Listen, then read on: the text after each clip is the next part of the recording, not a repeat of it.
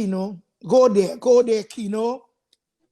Yes, let's have you, Keino, let's have you wear the political strategy and journalism hats. What are the three biggest socio-economic needs that you observed amongst the young people of the northeastern Tobago? Okay. Keino, we're going there today. Today is Wednesday. Wednesday is our political day. And the spirit of truth tell me, bring Keino today. So we having politics today. Let's go, Keino. So working as a journalist and having that background as a political person in the back of my head, because it's what I studied, what I see in terms of socioeconomics, number one are young men. Okay.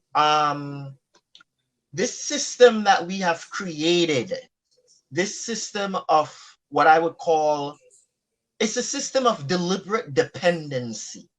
Okay, a system of deliberate dependency that we have created that not only that attacks hopes and dreams and it kills hopes and dreams. Hello. I remember back in 2014, right before when I came back from Tobago. Go ahead. Somebody help you there. He said rising tides raise the boats. Yep. Shoma Lopez. Shoma Lopez said rising tide raise the boats. One of the things that I realize is the ability to not dream. And I remember a friend telling me, she said to me, Keino, they have taken away our ability to dream. They've taken away our ability to dream. And I could say a lot more on that because it was somebody from Tobago, somebody from Charlotteville who's living there, who really opened my eyes more in terms of that ability to dream and has me on the path to the things that I'm pursuing right now. But in regards to socioeconomics, number one are young men, and the deliberate dependency I believe that they've created with the expectation is, this early morning work culture that we have. And I remember when I really began observing it in 2012, when I observed it with CPEP and with URP, and I was living I had my uncle's apartment, his house, renting it as an apartment, and my cousin and I, we were living together. And I know I couldn't count on him to pay any of the bills in the house or anything like that because he was working with CPEP. And that was one of the first articles I wrote when I was for the paper. And it caused a big stink because while I was there in my article, I remember I was advocating for more training for these people and better wages. And people made a stink of the article, say, I want them to lose their work. What work? When you're making $800 a fortnight, that's not work. That is not work. I'm sorry. I'm not trying to demean it or anything, but work adds value to people's lives. Okay? And don't tell me, give me no big hard Batman and giving them rake and send them down sand to go and rake up beach. No, I'm not standing for that. I'm not standing for that. I'm sorry. Don't give me big hard Batman and tell them go and paint stone. I'm not standing for that. I believe the capacity that's within human beings is much more than that. Keino, break it down for them, right? Break down the socio-economic one, and two, tell them that 800 TT dollars is 110 US dollars. But when somebody down home asks you to help them with something, they want 300 US. You're feeling bad to send them a 500 US. But they're working for it, they're accepting it, but they vote back the same authority that creating and maintaining that kind of salary. Keino, please. Keino Baird, help out Mama Coco. Break it down. Well, Tell them that they're working for nothing. so one of the things that we've been hearing a lot lately about is the concept of a living wage. What's a living wage? A wage whereby you have money to take care of your needs. You know, be able to take care of housing, be able to take care of food, be able to take care of Family. transportation, be able to take care of your family, and so on. 800 TT a fortnight, and anybody, I don't care who, I don't care if it's the prime minister, and Mama Coco, I don't care if it's you. Hello. That is not enough money for not even a 21-year-old male Tobagonian. It is not. And if you're coming to me with that disingenuous BS, I'm gonna let you know that's BS. That's Hey. rubbish, because it's not a livable wage for people. So once you don't have a livable wage, here's what you can now have. Oh, here's a food card. Okay? Because that can't buy groceries to feed no family. Hey. So you don't need a food card. So people, they're doing this kind of thing, and it's so wrong. It is so wrong, you The know. And to meaning. me, it's the meaning, and it's akin to slavery. That's what it is to me. Hey. It's akin to slavery, because if people are saying, okay, I'm not going to give you money, I'm going to go, here's a voucher, go get some food. What next are they going to do? Come with soup kitchens? Hey. They're insulting people's reproduction. I don't know what. It's very insulting. Very. And when you heard in the last campaign, I mean, living wage is something that we're hearing in the United States, where minimum wage needs to be at least $15 an hour, you know. But and in Tobago, you know, where the PDP, and I'm gonna be, I'm PDP. That's what I know. They were talking about a minimum wage of $5,000 a month, and if you were not making $5,000 a month, and that was a policy, a promise, something that they said that they were going to do, that the minimum wage in Tobago was going to be $5,000 a month. If you didn't have enough common sense to vote for something like that, you don't like yourself, and you're earning less than that, you don't like yourself. I'm sorry. It becomes a matter of self-love. It becomes a matter of, do you love you? And if you don't love you, you can't love me that way. You understand? Hey. Because in terms of making these decisions, it has to be about real empowerment for people, and taking people from one level to another level, not maintaining the status quo. You know, I'm not into the status quo. The status quo benefits some people. So if you are making more than X amount, and telling people who are making $800 a fortnight, sixteen Tell hundred them dollars a month, a here's what month. you And need: a heart. You need a you need come to Jesus moment. You need to repent. You need a soul. You know, because something is wrong with you from within. Your moral fiber as a human being is corrupted if you don't want for other people. Jesus. Wow. 16 a month, and your rent is 1,005 per month. So What you you have doing? 100. You have $100 to play with. So you What have you to be on doing? the phone begging your auntie, begging your uncle, begging your sister, begging your brother. And if we tell you something, you will come up on the thing and to tell me you live in America, mind your business. You choose to live And abroad. But it's my mhm. money that keeping you alive. It's my and money let me sending your and daughter to school. But let me ask you a question. Is it a matter of I don't know if it's a choosing to live abroad, because I went back there and I lived there twice for more than a year. For the first time I spent 13 months, and the last time before my grandfather passed away, I spent 18 months. So when people say, oh, well, you live out there, I've said, you know what? I have a privilege in my life. And you know, with that privilege came some sacrifices before. prior, with some privilege came a lot of sacrifices. Okay, you know, I remember a lot of times going to airport and crying, tears literally shedding in airport. You know, I remember the sacrifices and the people who come here and their parents die, children die, and they can't even go home Hey, to bury them and so on. So the sacrifices that that people made. So when you're here, you have a responsibility to look at the society with different eyes. But a lot of people are looking at it with nostalgic eyes. They want yes. a throwback.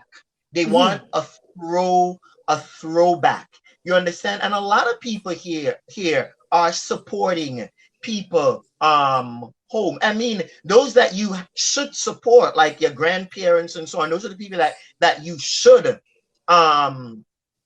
support. You have an obligation to those people, but the state has a greater obligation for people in terms of making the resources of the state available to everyone. And the fact is that's not happening in Tobago. And I mean, class always existed in society Hey, in tell them. Tobago, but the way how it's so pervasive and nasty right now in Tobago, it's really vitriol. It's not something I knew growing up in Charlotteville as a child. We mixed with everybody, but right now there's this like a kind of classism, and you're just trying to figure out where did it come from. Continue. Come on now. Come on now. Say it like it is. Like I am saying right now. Why would we take our finger, vote somebody into power who is drawing 10 times what you drawing per month? And they're That's the coming out. reality. That's the way. I don't understand how Because you people see, not thinking. it's political socialization. You know, look right now, we need 65,000 computers needed for children who don't have access. 25% of the student population now that we have virtual schooling. Okay, there was one government that gave computers, one government didn't give computers, and people are okay with that. Come on, people. Come on, people. Just call it out for wrong. But you know what? We're very deceitful, and we come from a very deceitful culture. You Do you understand? know? And Do you know how much a secretary draws per month from the THA? probably more than 20,000. Almost $36,000 per month. And people are drawing 1,600. So 1,600. you see And income disparity. listen, that is for a man. The woman that work in CPEP is 1,200. Them that's getting, is 600 a fortnight. I walk on the beach in 2010. I walk on the beach and was $600 I was getting in a bank account for fortnight 6. And these people join 30-something thousand per month. And you making enemy with me. You cursing me. You stop talking to me because I not agreeing with you. And because That's I not believe equal people pay. deserve more. That because I believe people deserve more. I think you should go to hell. That's what I think. And I will tell you, go to hell because you're wrong. And it's your humanity that I'm gonna question. Your humanity, because something about that is not human. You understand what I'm saying? It's not human. Okay? Lord It's not Father. human. And these are the things that tick me off. Inequity and oppression, those are the things that tick me off. And I'm gonna tell somebody, you're being oppressive, you're being wicked. Wicked. And you know the beauty now? Them secretaries don't buy fish, you know. Fisherman bringing free fish for them. Exactly. They're getting free provision. They're getting skipped in the line. Some of them don't even go in a line.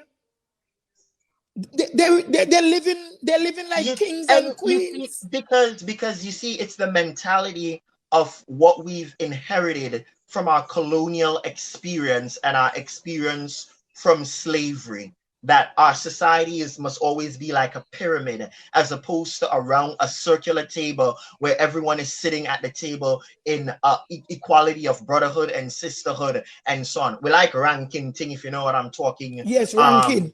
ranking thing, you know, and this is, to me, this is empty-headed colonialism, and I don't like it. I don't like it. I don't like it. You making enemy with me and Shamfa and Ayana going home with about $50,000 per month. I really can't get it. And CPEP paying what, $1,600 per month? You know, people and then not seeing that. Why I must put you to drive?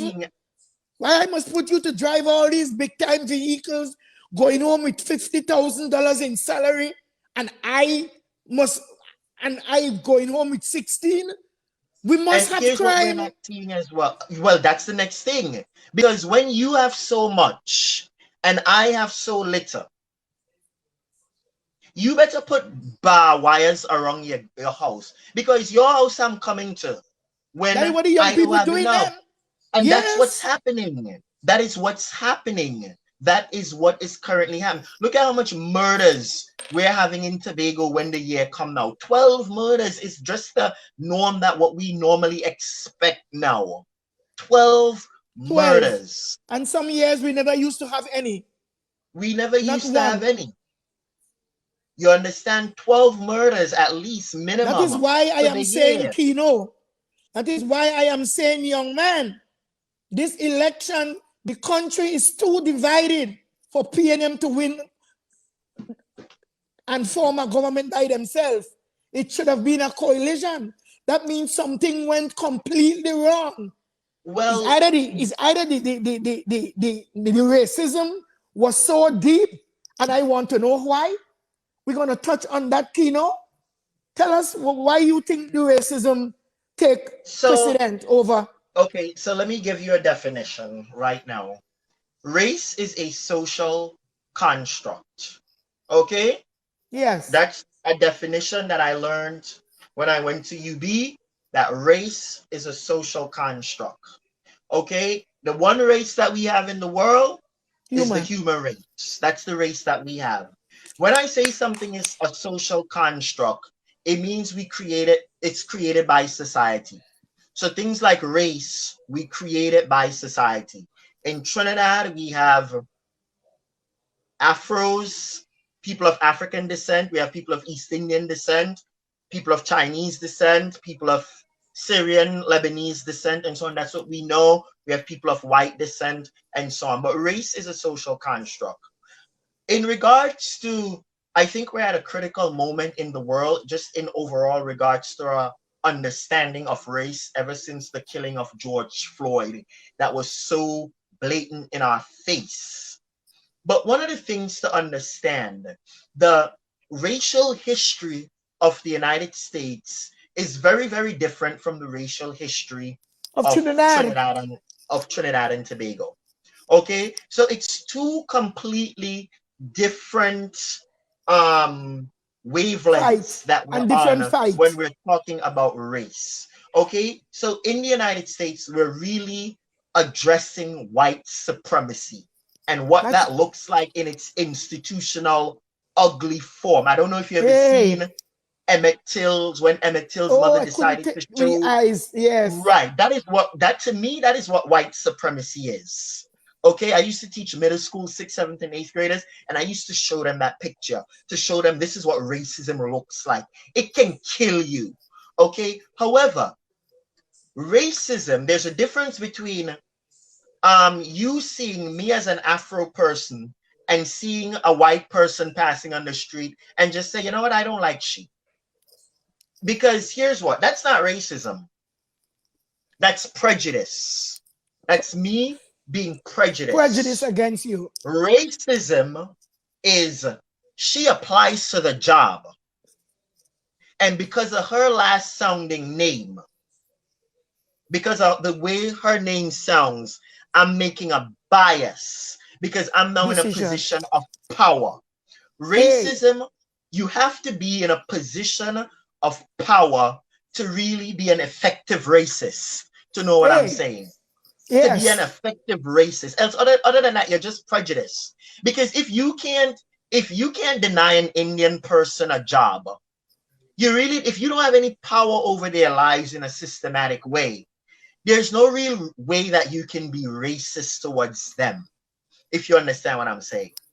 But when we look at Trinidad and Tobago, and I want to really break this down, when we look at Trinidad and Tobago, how we claim that our parties are somehow aligned by race. Okay, there's the Indian party, and then there's the Black party, where we get our support base from. However, if you are in power, if you hold the keys of power to the state, you are in a position then to be and practice racism because you have power. You own a business. You are now in a position to say, you know what? I don't want to hire people from the BTAM and C-lots. I'm in a position of power to do that. But if you just drive in on a maxi on the priority bus route on up the east-west corridor and say, I don't like them people there. Who is you? You don't have no power over that. That is just you talking. That's right. That is just you talking. So I heard a lot of stuff with the election, racism, and so on. But at the end of the day, in that case, who is racist? At the end of the day, I don't think it's a real race problem that we have in Trinidad and Tobago. Because when I was growing up, I remember you didn't hear about this like that. No. You know, I'm sure there were like ethnic little rivalries and so on. But the way race petrifies us today. And dominate. Yeah, and dominate where people where if you use the word black or people get offended, well, come on. You know, grow up. So what I really believe is it's a class problem. And coming back to the class problem, let's connect it back to the whole idea of a living wage. Okay? Class again. It's money. It's money. You understand? So if you are making $1,600 a month and now you're making $5,000 a month, okay? You're not going to want to have an incentive to go rob somebody. No, you will not. You're not going to have that incentive to go rob somebody. You're not going to have the incentive to want to go beat up somebody for their sneakers or something like that. Or go to an Obeah man because your neighbor put you on a piece on the house. You understand? You understand? So what I really think is happening in Trinidad in regard what looks like a race problem is really a class problem. And I must say this, it's time that Black people, we need to get a little bit more honest with ourselves and acknowledge the fact that we are not doing so well economically. No, we're not. Because if you study the culture in some places like southern Trinidad, where a lot of East Indian people live and so on, their culture is very different. They build a house on top and below is a business. So if you and all of these things that like I pick up on when I went to Trinidad, so it's not really a race problem, it's a class problem. It's a class problem. We have to want better as a people. We have to want so much better as a people, as opposed to hating and quote unquote fighting down what other people have. If you want to fight me down, please do, because I have a student loan. You could have it. Fight me down for that. Go pay for it. You could have it.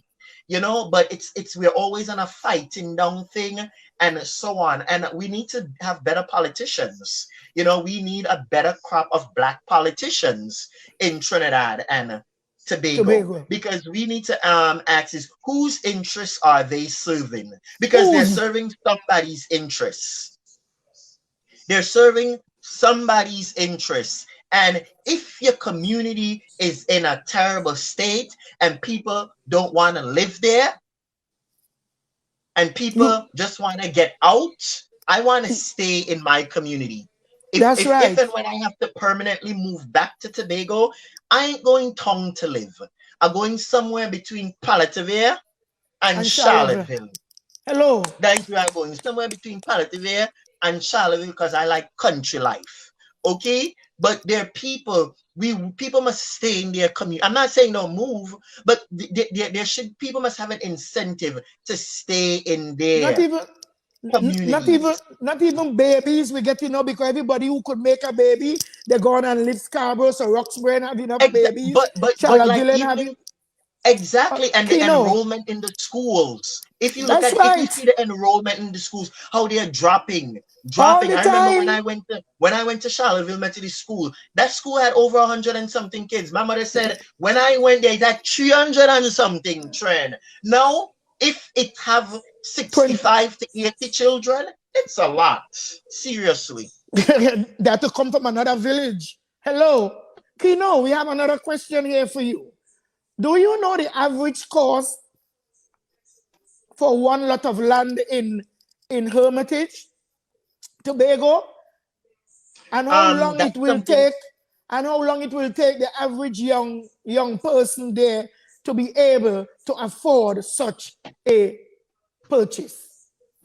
So here's the thing, land is a big thing in Tobago. It's very close to our culture, it's close to our cultural heritage. But again, we have some serious issues with Oh, land. Cindy, this last this boy, Tobagonian yes. people, Tobagonian people are not landless people. Okay, every Tobagonian family knows what it is like to live on family land. But we also Yes. know the concept of not having deeds to those lands. My grandfather Yes. showed me where all the bongs are on lands that we live on and lands that in the bush. He showed me bongs. Those things are very, very, very important in our culture.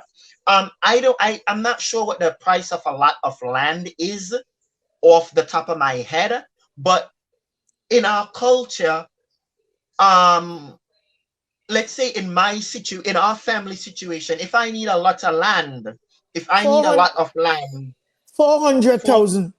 $400,000, who can afford that? What young person can afford that? But the fact is, Not you who working for $1,600 a month. you would never afford that. You would never be able to afford that. So we really need to be mindful of these things, and we need to liberate the land from we need to liberate the land back to the people and give the people access to land and land tenure, and give them their deeds. So the love of God, give people their deeds, Oh, these you can't get just loan. give people their deeds, because people can't get loans, and that is that's what's needed to currently empower my generation of Tobagonians. And we don't have access to our lands, and we We have were land. we were sent to look at a house in Hermitage. Excuse me. And when we went there, the amount of houses that there right now and lands that belong to white people because they bought it, they built there and the economy fell through. So those lovely buildings are there right now. They may rent them out for holidays, you know what I mean? But they had one for sale. And we went and we looked at the house. And trust me, the price for that house, not even a house in Miami, cost that much Mhm. in Hermitage.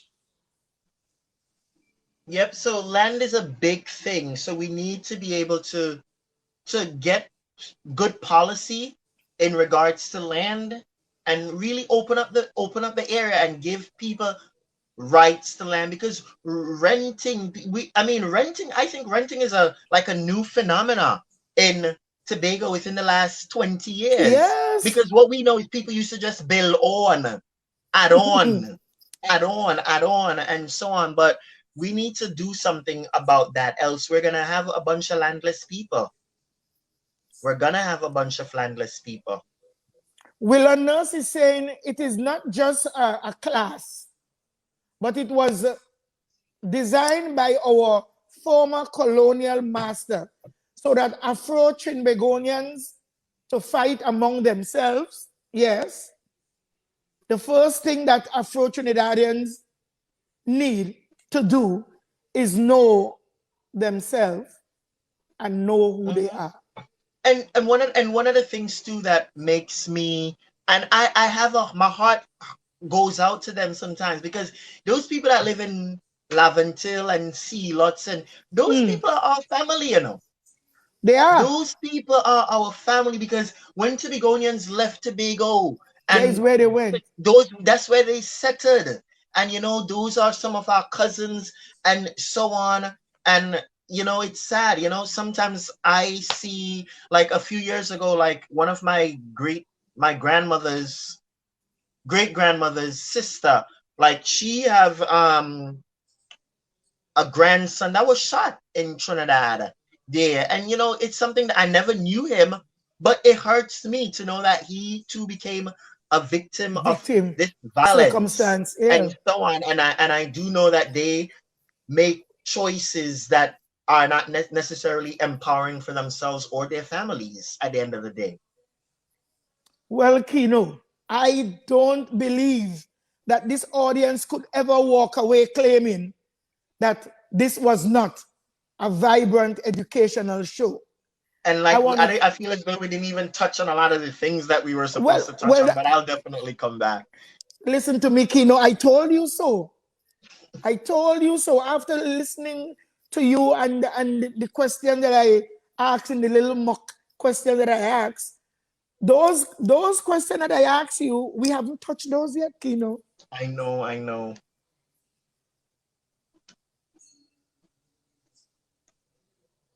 I think you should be joining my monthly political show. Okay, I'll try, as long as I know the dates in advance and so on. As the youth voice. I don't consider myself so young anymore. No, as the voice for the youth. No, but here's the thing, and I'll tell you why I say that. I don't really consider myself so young anymore, because you know what? And it's my problem with your generation, and it's the problem that I always tell my mother. I said there was something about your generation that y'all didn't turn over the tables enough, and y'all are leaving us out there, and we have to be out there looking like crazy radicals, and we might have to just turn this whole thing upside down. But in regards to, I'm hitting close to 40, Mother Coco. There are other people coming up, and we need to give way for them as well too. And one of the things I think we need to learn as a culture, and especially in regards to our politician, know when to leave the scene. Yes. Know when to leave your the memory scene, gone, you're forgetful, and tend to leave the scene gracefully. You understand? Because I don't think being a politician shouldn't be a career, because anybody can be a politician. You understand? If I want to vote for a fisherman, because I believe a fisherman is better able to represent me in the Tobago House of Assembly or in the Parliament, I could vote for a fisherman. A fisherman could aspire to become a politician, just as how a person with a PhD could aspire to become a politician. And I don't even think it's something that we should aspire to become. I think people should aspire to become a person of value, aspire to become a person of service, and aspire to become a good citizen that can really make a lasting contribution of value to your society and to your community. That's what I really believe in, and know when to leave the scene. And a lot of us want to hold on to things, you know, for what? For what? We ideas dated. We can't use a computer. We don't know anything. Well, Brother Keino, sorry that I can't get to run through some of the questions, but can you continue with your closing statement? So I was really glad to be here tonight. I know we didn't touch on, I feel as though we didn't touch the half. It says the half has not been told. No. The half has not been told yet, but it was really nice being here with you tonight. I really enjoyed it. I'm not much of a public person that really talks like this in public, that really delve into my life and so on. But I really appreciated being here tonight, and I would definitely come back, and maybe you could have another person on the panel too when I come back at another point. But thank you for having me. I did ask someone else. You know who I'm talking about because I told Okay. you I was going to, but that didn't happen. And I hope the next time that I really don't intend to stay and wait back. God want me to do certain things and to bring certain people because I and all was kind of a thinking, why am I going for Keino? And suddenly I feel within me, you have to get Keino. I even asked this guy, Willan Ivan Nurse. He had so many things to say, and he has things to say, but then he also saying when he wants to come, I couldn't wait for them. I have to do as the master said. We have your religiosity to talk about. We have to talk about yourself, your life, your youth. We have to talk about living in Brooklyn. Now as a teacher, we have to talk about your aspiration as a politician. So Oh, next time, I have no aspirations as a politician. so why That's you rush? something I So why you rush to answer that so quick? I say wait. Well, no, because I have no aspirations. Let me tell you, one of the things I So need to what you make want to clear. do? What in your closing statements? What So, you want to do for politics? I am to be honest with you, I studied politics. So I'm the person who can be the analyst. I'm not the candidate. I don't do public office because I'm not a very public facing person. Okay, you have to be a very nice person and you have to know the type of human being you are. And I'm not that type of human being. I'm not the type to I'm not going to be there in every wake, wedding and funeral because I don't like social events like that. So that is not me. You understand? I'll explain the numbers. Okay, I'll do something in the background, but you would Statistics. never ever. I do the statistics and so on, but that is not me. I have no interest in that. Those who do, I really commend them for stepping forward to the front. And at the end of the day, I know my mouth, and I don't want my mouth to curse the people. So I stay far away from things that are public facing. You're a teacher. Yeah, and stay teaching facing where I know I'm here to help you and so on, but I don't see myself as a politician. Don't see myself or consider myself as a politician. It's something I would never ever do, ever. I know myself. Hello, you. Well, look at this tonight. Brothers and sisters, I want to say thank you. But before I say thank you, Brother Keino, I want you to stay right where you are. Don't go out. Stay where you Okay. are. We will have a debriefing and we will get Hmm. to chat and we will get to recognize that we haven't even answered half of the questions The that question. yeah, and even a question that I developed when I just opened my eyes this afternoon. I asked one or two of it, but we have a lot to do. So, Hmm. and I want to tell you that people love the show. People want to hear from you again. And before you even come on today, when you call and tell me that you're getting ready, I said, me too. And I said, are you really ready? He said, yes. I already know. I already know. I said, you're going to have a part two. Today, I told Okay. the people who prepare the shows, I said, send out another information to tell the people and to tell Keino, as deep as the spirit of truth went with you today, in my head, while writing your questions, I knew we would have to have a part two. So blessings to each and every one. BJ So Karen thank is you. saying, great discussion to be continued. Yes, Karen. Thank you. Yes, Avanel Hazel saying, very informative. Truly enjoyed it. Ceja, Louis Baird, your mom said the truth. Yes, Ceja, your son is awesome. Your son is awesome, and I know he is a chip of the great block that you and he didn't get to tell us about his grandfather Oh, teachings my and grandfather, my grandfather. how much he learned from his grandfather. So round Yeah, two my is coming grandfather. up. Joan Yeah, my Cummings is grandfather is saying, my hero. so next time we will do that. Um, Hmm. Joan Cummings is saying this show was truly educational and very informative. I feel like I am at school tonight. Thank you, Mama Coco and Mr. Baird. Hello. Hallelujah. Hallelujah. The only thing I'm missing is my bell. Yes, well, don't tell them about your bell yet. Don't tell them. Next time, tune in. Okay, but for Tune school, in. yeah, next time. Next time. Okay, so it was really Jamelia, fun. yes. So my closing statements tonight is that I want to thank each and everyone for tuning in. I want to thank each and everyone who sat there and absorb, and you absorb while you learn, and you learning not to forget. So may the peace of Almighty God, which surpasses all human intelligence, stay where you are at the end of the show. Keino, don't come out. Yeah.